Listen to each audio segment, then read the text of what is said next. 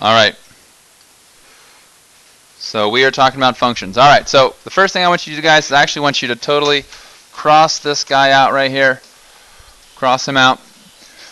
And we are talking about functions in regards to algebra and what is a function, what does a function look like, and how we can sort of recognize those. So here's the definition that I'm going to give you. We know that a relation, we know that something in math is a function if, write this down, every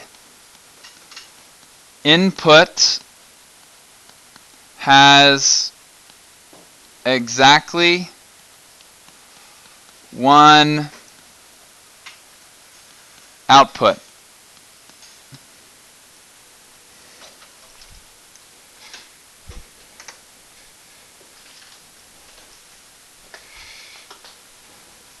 Every input has exactly one output. So there's two words in that definition that we have not really talked about before. What are those two words?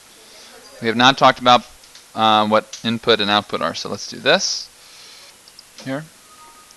All right. So if we have this, look up here, guys. What would you call this? We've talked about this a lot this year. What is that? That equation is in slope-intercept form. When things are in slope-intercept form, we know the slope and the y-intercept. What is the slope of this equation? 3. What is the y-intercept? 5. How would we graph this on a coordinate plane? 5 on the what? 5 on the y-axis, and then do what? We would go up 3 to the right one, or down 3 to the left one. Very good. Okay. So what if I replace this x with a value? Somebody yell out a value. Something reasonable.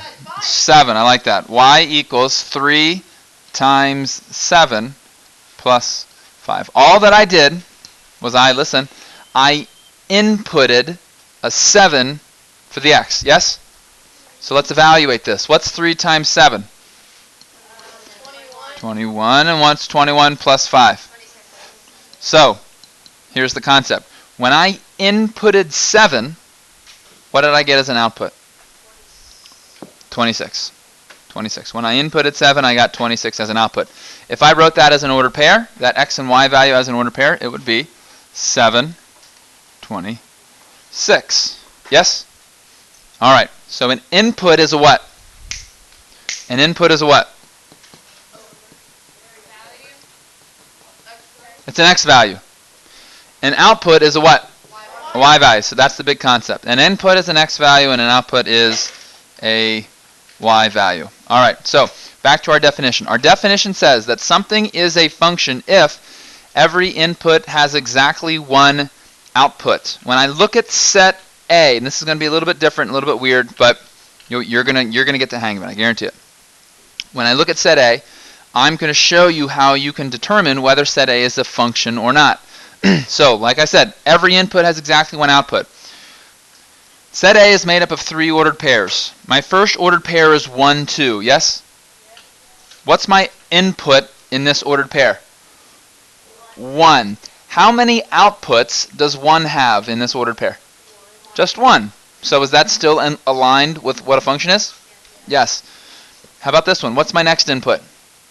Negative 1. How many outputs does negative 1 have? Are we still a function? What's my next input? 2. How many outputs does that have? Just 1. Is this still a function?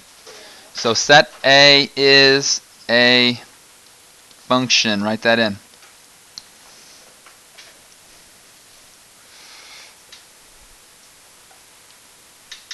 Let's skip to set C.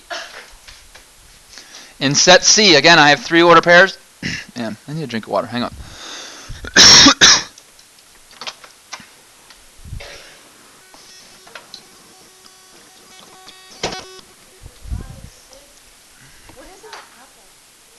All right, set C.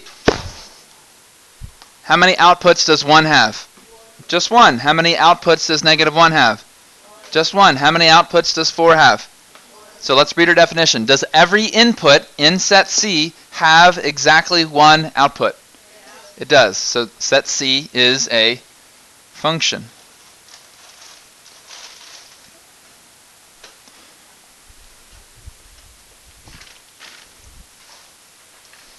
Let's look at set D. In set D, what's my first input?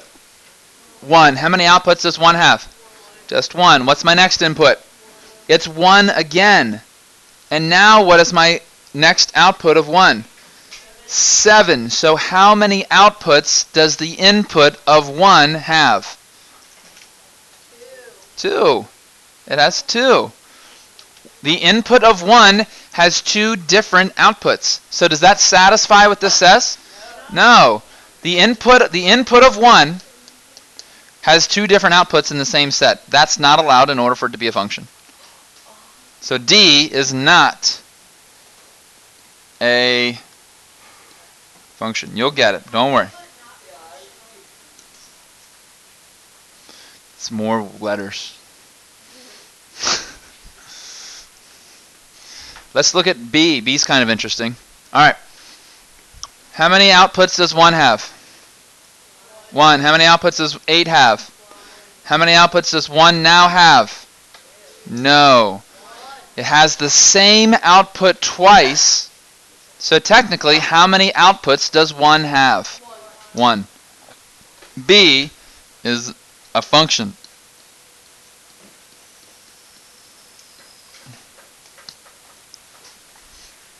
Make sense? All right, we'll get you there. Don't worry. Yeah. Why? That's a negative 1, not a 1. Doesn't matter. It doesn't matter that they have the same.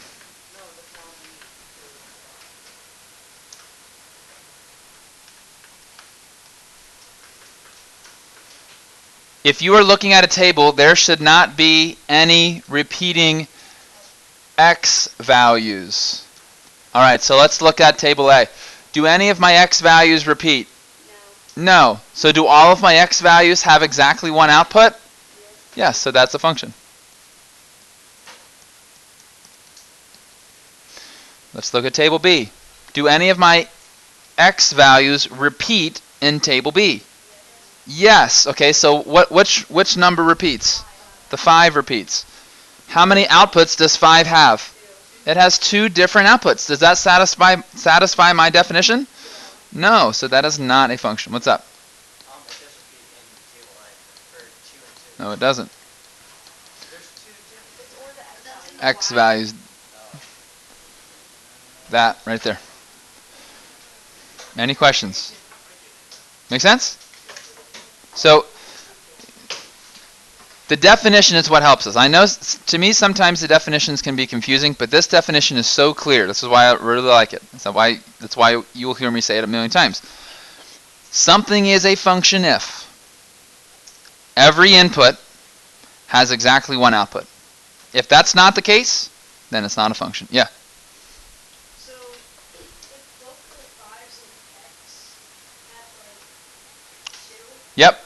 That would be a function. Make sense? All right, so let's move on here. So now, guys, we're going to talk about so we've talked about sort of the algebraic way of looking at it. Now we're going to talk about the graphical way to look at it.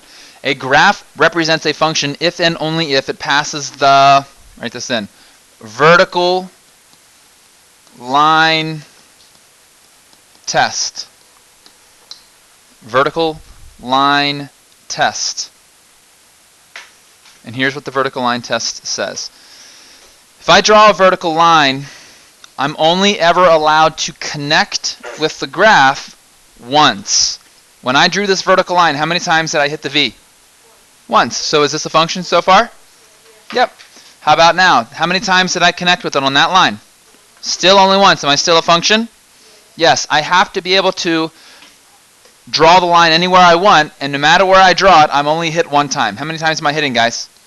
So is this a function? Absolutely, it's a function. Absolutely.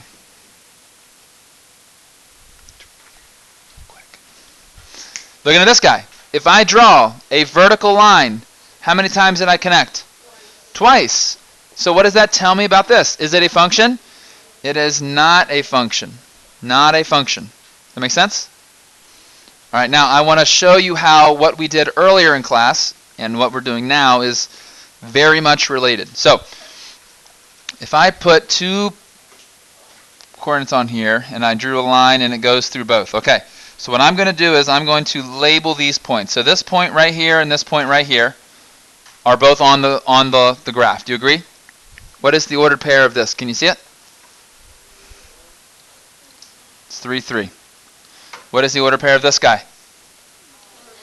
3. Do you see how, what we learned at the beginning of the class, this is not a function. What's wrong with this? Someone say it well. The input of 3 has 2 outputs, and that's not allowed. I just want you to see the connection between the vertical line test and what we were just doing. Does that make sense? Yeah. Great. Oh, you tell me. If you draw a vertical line through the graph, it blank pass through more than blank point at any given. It can't pass through more than 1 point. Oh. Turn the paper over, please.